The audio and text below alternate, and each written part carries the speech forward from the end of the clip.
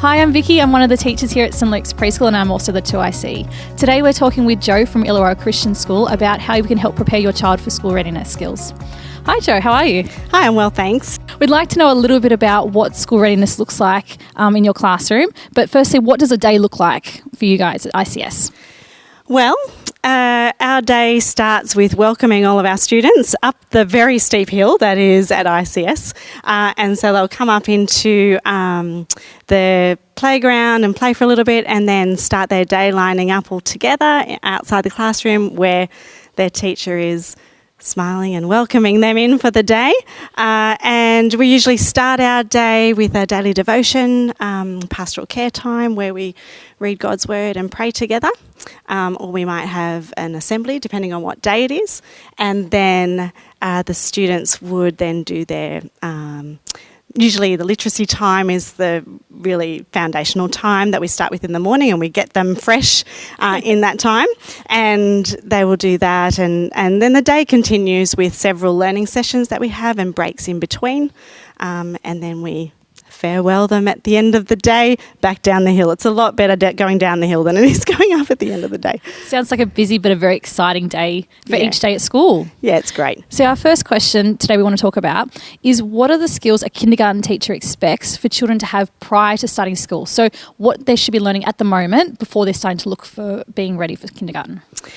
Really preparing children to have skills around helping themselves is a really good start. So being able to dress themselves and toilet themselves, and those sort of independent skills, so that then they can function and do those things in the classroom. So same as like lunch boxes, drink bottles, packing their own bags. Yeah, absolutely. Being able to even get their lunch out and open the packets, all of those things that might not need the adult to actually help them do those things.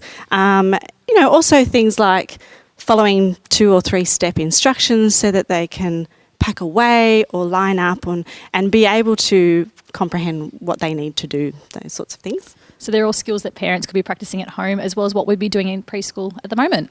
Yes. So then once they've started kindergarten, what skills would you be expecting them to have during the day?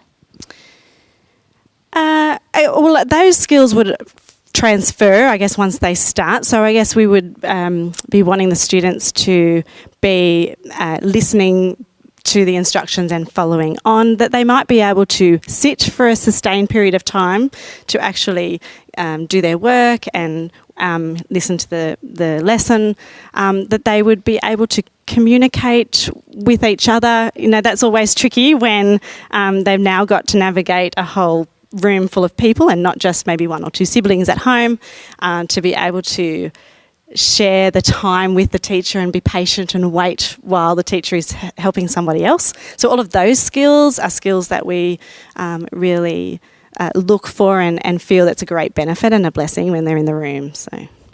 And our last question is, what is ICS top 5 tips for parents that they could be doing at home ready for kindergarten? Yeah, so there's many things that you can be doing at home with your children. The first thing I would say is just to talk with your child. You could be explaining even mundane things like making the bed, setting the table, putting language to all different activities, so then that you're modelling that to your child and they're hearing that, and it just helps to develop their language and their cognitive skills.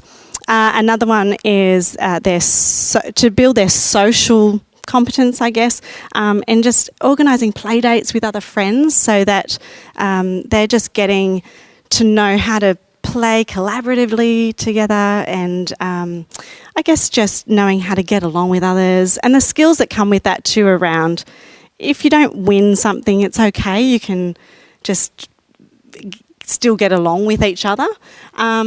Also, helping them with their emotions. And so when they are feeling sad, actually naming it and saying, that's okay, this is what it means to feel sad or happy. And it will help them to be able to regulate their own emotions when they're at school, which can be quite big when they're trying to, again, navigate with so many other children, conflict resolution skills, all of those things. Actually naming emotions and saying it's okay to feel that way what's the next step in that. So talking to them through that can be helpful too. Another one is, I guess, to be thinking through their physical well-being and helping them with that. You know, things like good sleep habits, healthy diet, good routines that keep them in that flow so that then they can carry that on when they get to school as well. And just helping them to know when it's time to have some activity and then time to work again. That would be another great thing to be doing at home.